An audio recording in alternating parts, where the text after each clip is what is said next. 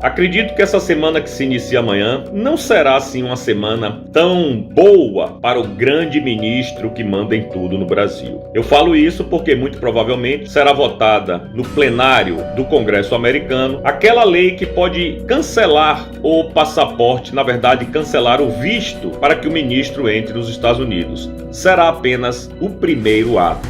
E além disso, você já deve ter ouvido falar aí, na tal lei Magnitsky, que poderá acabar financeiramente com a vida do ministro.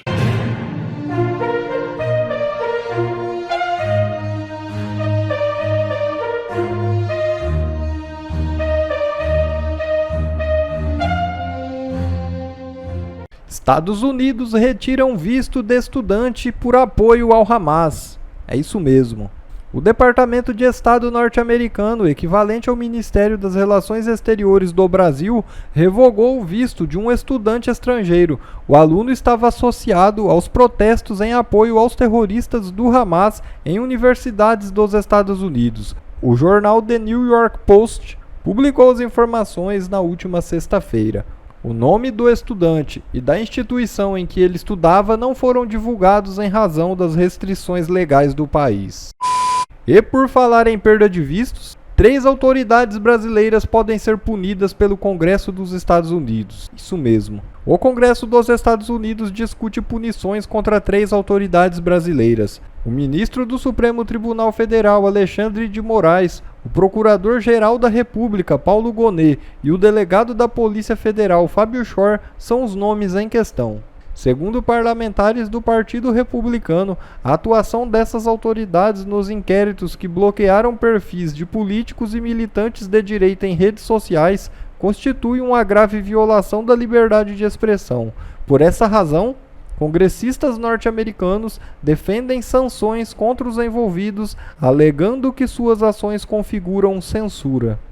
As penalidades em discussão incluem a recusa de vistos para a entrada de Gonet e Schor nos Estados Unidos. No caso de Alexandre de Moraes, o cerco pode ser ainda mais severo, com a aplicação da Lei Magnitsky. Essa legislação permite que os Estados Unidos imponham sanções contra indivíduos considerados responsáveis por violações de direitos humanos. Se for incluído nessa lista, Moraes não apenas ficaria impedido de entrar em solo americano, mas também teria suas transações financeiras bloqueadas com empresas e cidadãos dos Estados Unidos. A medida é conhecida como uma pena de morte financeira. E jornal afirma que ministro do STF marca território para impedir o avanço eleitoral de Bolsonaro. É isso mesmo. O jornal O Globo deste domingo afirma que um ministro do Supremo Tribunal Federal está marcando território para impedir que o ex-presidente Bolsonaro consiga maioria no Senado. Sem nomear o magistrado que age politicamente, o texto publicado na coluna de Lauro Jardim afirma que um ministro do STF andou conversando com governadores com o objetivo de convencê-los a se candidatarem ao Senado e assim impedir que Jair Bolsonaro eleja maioria na Casa Parlamentar. Algo gravíssimo e que está totalmente fora do escopo de atuação de um ministro do STF, configurando em mais um crime de responsabilidade. Nós estamos travando diversas batalhas em diversos campos agora. Nós temos aí a luta pela anistia, que com certeza vai desmoralizar essas pessoas que sequestraram o nosso STF e devolver a dignidade a essas pessoas, famílias que foram injustiçadas.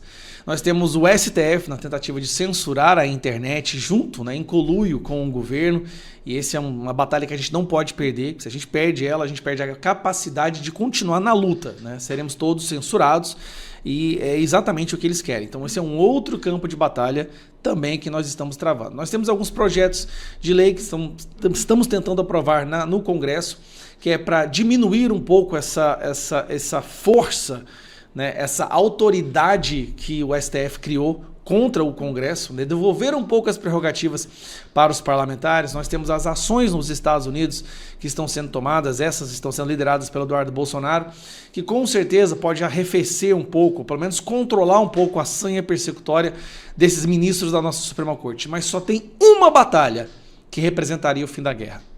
Tem uma batalha que, se nós vencermos, a gente vence a guerra. Elegermos maioria no Senado em 2026.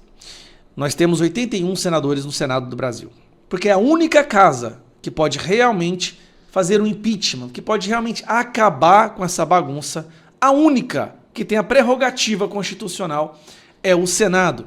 Para ter um impeachment de um ministro do STF, você sabe, a gente precisa de ter maioria no Senado, precisa que esse processo ocorra no Senado. Em 2026, nós vamos eleger agora, acho que 54, 57 senadores. Se nós elegermos pelo menos 30 senadores, só 30 desses 57, a gente ganha, a gente vira o jogo. Tá? Acaba com essa vagabundagem. Me desculpa, mas acho que é 54. Acaba com essa vagabundagem. A gente só precisa de 30. E tudo indica que nós vamos fazer esse número. Nós temos vários nomes da direita se projetando nos estados. Cada estado vai poder eleger 2 senadores. Então nós teremos 2 senadores que poderão ser eleitos em cada estado, junto com o DF, 54. Então vamos lá. O que o STF está fazendo? Olha a matéria, olha o absurdo que está acontecendo. Primeiro que fazer atividade político-partidária é um crime de responsabilidade, tá? Então olha isso aqui. Como o ministro do STF vem marcando o território para impedir que Bolsonaro domine o Senado. O que o ministro do STF está já interferindo em como as pessoas vão votar em 2026? Por que o ministro do STF estaria interferindo em quem serão os candidatos em 2026? Primeiro, eles já estão tentando tornar inelegível os nomes mais fortes para o Senado no ano que vem. Então eles já vão tentar fazer com que essas pessoas ou sejam presas ou fiquem inelegíveis. Nós vamos começar a ver agora a perseguição dos primeiros colocados para o Senado em 2026. Então olha só essa matéria. O ministro do STF andou conversando com governadores com o objetivo de convencê-los a se candidatarem ao Senado e assim impedir que Jair Bolsonaro eleja a maioria na Casa Parlamentar. O que eles estão pretendendo fazer? Eles estão indo em alguns governadores. Chega lá o governador, candidata para o Senado aí que a gente sabe que você ganha, porque senão vai ser eleito aí um cara de direita, apoiador do Bolsonaro, e aí eles vão fazer o impeachment, devolver a democracia para o Brasil. Pedir que Jair Bolsonaro eleja a maioria na casa. Para terminar, tá aqui. Bolsonaro está empenhado em fazer o maior número de senadores. E o Senado é a casa onde se pode iniciar o impeachment de ministro do STF. Então nós temos, gente, olha o ridículo. Além de tudo que eles estão fazendo, que é desrespeito à Constituição, além da perseguição, além da censura, eles querem interferir em quem serão os candidatos a Senado em 2026. Porque eles sabem que se nós elegermos a maioria, se nós elegermos 30, nós já temos lá em torno de 14 que são nossos. Se nós elegermos 30, acaba a fuleiragem. Essa ditadura acaba. Aí já não é talvez, não é se, não. Acaba. Então você no seu estado já tem que entender isso agora. Nós temos que eleger os senadores que estão dispostos a devolver a democracia para o Brasil, a acabar com esse medo que as pessoas têm de falar ou dar as suas opiniões, de manifestar nas ruas, e fazer um impeachment daquele que transformou o Brasil numa ditadura da toga. E você não precisa nem falar o nome, você sabe quem é. Nós temos que fazer um impeachment daquele que transformou o Brasil numa ditadura da toga. As eleições, ano que vem. Mas pode ter certeza, daqui até lá, eles vão fazer de tudo para prender ou caçar os principais nomes para o Senado para 2026. Não desista, continuaremos trabalhando, mas essa é a nossa principal batalha, porque ela representa o fim da guerra. Um abraço. Acredito que essa semana que se inicia amanhã não será assim uma semana tão boa para o grande ministro que manda em tudo no Brasil. Eu falo isso porque muito provavelmente será votada no plenário do Congresso americano aquela lei que pode cancelar o passaporte, na verdade cancelar o visto para que o ministro entre nos Estados Unidos. É a lei No Censors on Our Shores Act, que, como diz o nome, é uma lei que pune pessoas que implementam a censura para empresas e cidadãos americanos. E como todo mundo sabe, de fato, o ministro caiu nessa tentação e censurou várias big techs, censurou cidadãos americanos, censurou cidadãos brasileiros que vivem nos Estados Unidos e, além disso, deu um mandado de prisão contra uma cidadã brasileira e americana, porque ela também é cidadã americana. Eu acho que esse conjunto de coisas não vai ajudar muito a vida do ministro. E é por isso que eu acho que, e muita gente diz que eu estou enganado, mas eu acho que o ministro hoje é um cadáver jurídico e político ambulante. E eu explico. Por enquanto, ele tem ainda muito poder aqui no Brasil. Mas ele também tinha poder nos Estados Unidos sob a administração de Joe Biden. Só que esse poder que ele tinha nas mãos lá, ele já não tem mais. Então restou a ele apenas o poder que ele ainda tem no Brasil. E eu digo ainda porque eu acredito piamente que não apenas essa lei que será votada no Congresso dos Estados Unidos nessa semana, provavelmente, e que poderá cassar o visto e ele nunca mais poder entrar nos Estados Unidos, será apenas o primeiro ato. Todo mundo sabe, você já deve ter ouvido falar aí, na tal lei Magnitsky, que poderá, essa sim, acabar financeiramente com a vida do ministro. E é por isso que eu acho que ele é um cadáver jurídico e político ambulante. Só ele que ainda não se deu conta, porque essa galera que tem uma soberba muito grande nunca consegue entender que eles estão no olho do furacão, porque vivem cercado de puxa-sacos, cercado de bajuladores que não levam a realidade para ele. A mesma coisa que acontece com o cachaceiro ladrão. Então, assim, vai ser uma semana decisiva, não apenas para o futuro do ministro, como também, por tabela, para o futuro da ditadura no Brasil. E graças a Deus a gente já começa a ver a luz no fim do túnel. Existem diversas medidas que estão sendo implementadas e estudadas, não apenas pelo legislativo americano, mas também pelo próprio executivo, na figura do presidente Donald Trump e também do secretário Marco Rubio.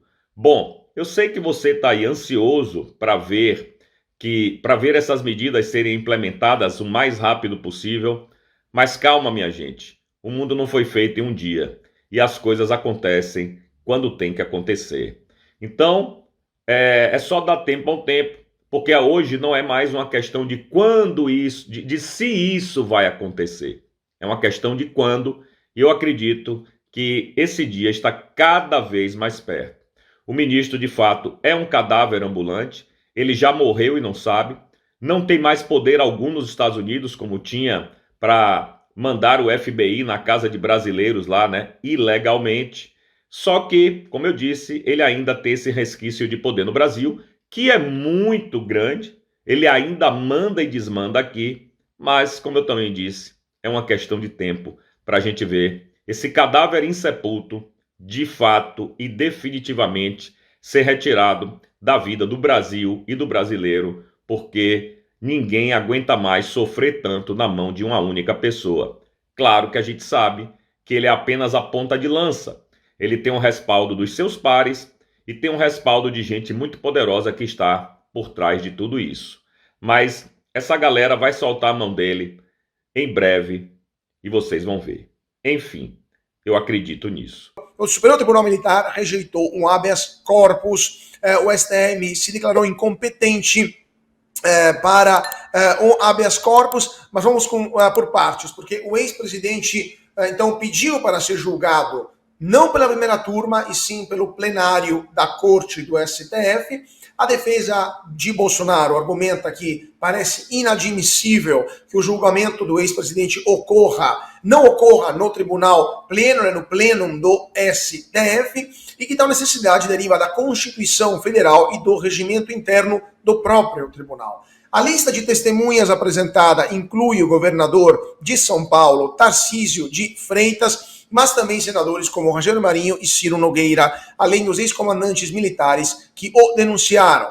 Paralelamente, o Superior Tribunal Militar rejeitou o pedido de habeas corpus que buscava evitar uma eventual prisão preventiva do ex-presidente, uma solicitação feita pelo cidadão Joaquim Pedro de Moraes, filho, que argumentou que fatos investigados pela PF estariam sob competência da Justiça Militar. Mas o ministro relator Carlos Augusto Amaral de Oliveira rejeitou o pedido, afirmando que a Corte não tem atribuição para julgar o habeas corpus de inquérito que tramita no STF.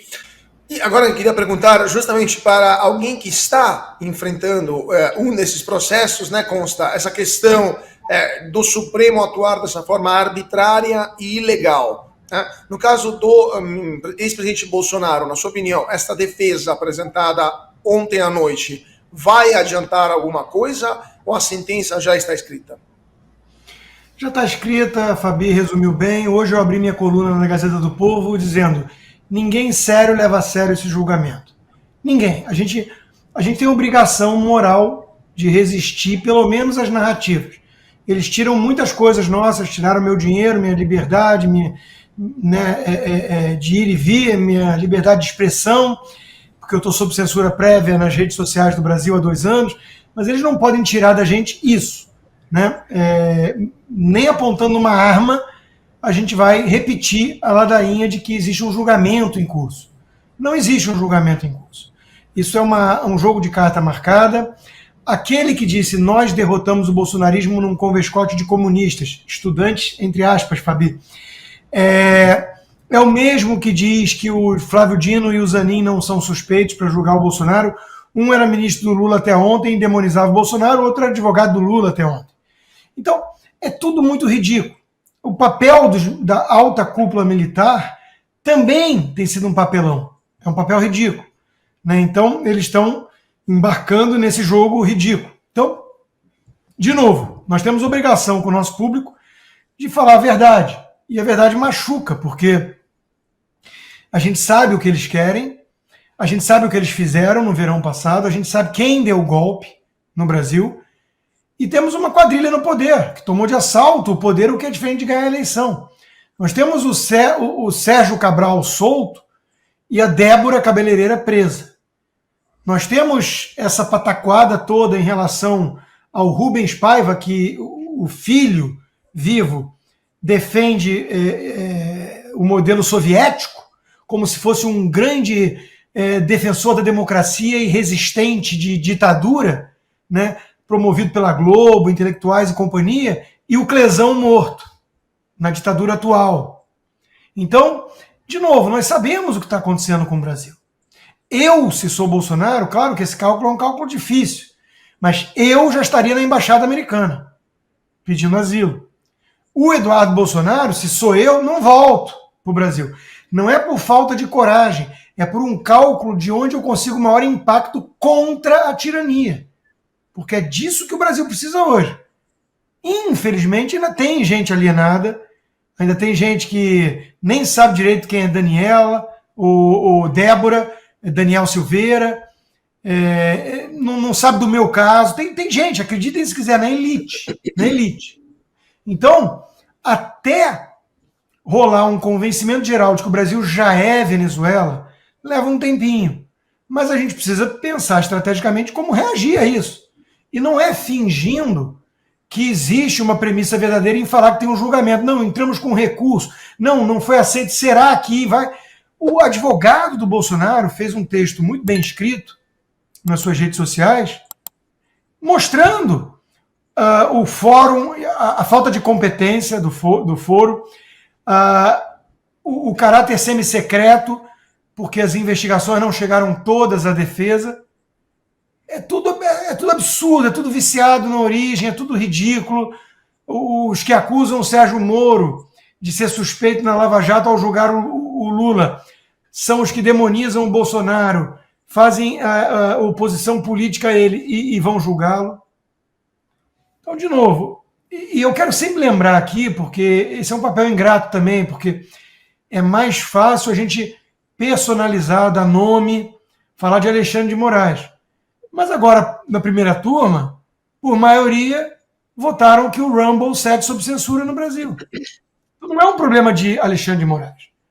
É um problema de uma quadrilha que tomou de assalto várias instituições importantes no Brasil, entre elas o STF. Está na mão de bandidos. Então não é o Alexandre de Moraes. A única notícia alvissareira que vem não vem nunca do Brasil. Que o Brasil não está sabendo muito bem lidar com essa ditadura e o Centrão Fisiológico é um bando de prostituta e o Congresso não faz nada. Mas nos Estados Unidos a coisa segue avançando. Eu sei porque eu participo. Eu sei porque eu mandei meu caso todo para o Congresso americano. Eu sou um dos casos analisados.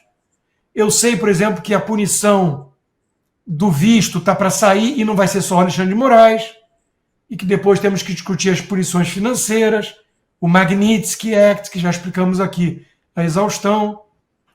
Então, a única esperança é que a coisa comece a arrochar um pouquinho da pressão internacional. Consultoria ligada a The Economist já sabe que o Brasil não é democracia e cita o Alexandre de Moraes e suas medidas contra a liberdade de expressão. Então, de novo, o mundo vai olhar e falar, tá, o Brasil virou Venezuela. Só que isso tem consequências, não dá para fingir, não dá para brincar de fazer o que eles estão fazendo com Bolsonaro e companhia e brincar de democracia, de salvar a democracia, de capa na Veja, na Isto É, na Globo. Não dá. Vão ter que arcar com as consequências. E aí vem a minha esperança.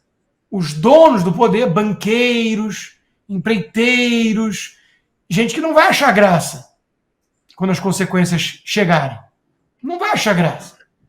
Essa é a minha esperança. Porque que esse julgamento não é um julgamento, é coisa soviética. Quem tiver preguiça de ler sobre história, sobre comunismo, tem um monte de livro aqui sobre comunismo, tem preguiça, pô, dá uma boa dica para uma sexta-feira, entretenimento puro, eu já vi 4 vezes. Acabei de rever há pouco tempo com meu filho. Vê pelo menos a trilogia do Batman, do Christopher Nolan, que é muito boa, e vem em especial a última, que é do Bane. Lembra do Bane, aquele vilão com troço aqui? Ele é um jacobino, tipo assim, nosso Rousseau de Vassouras.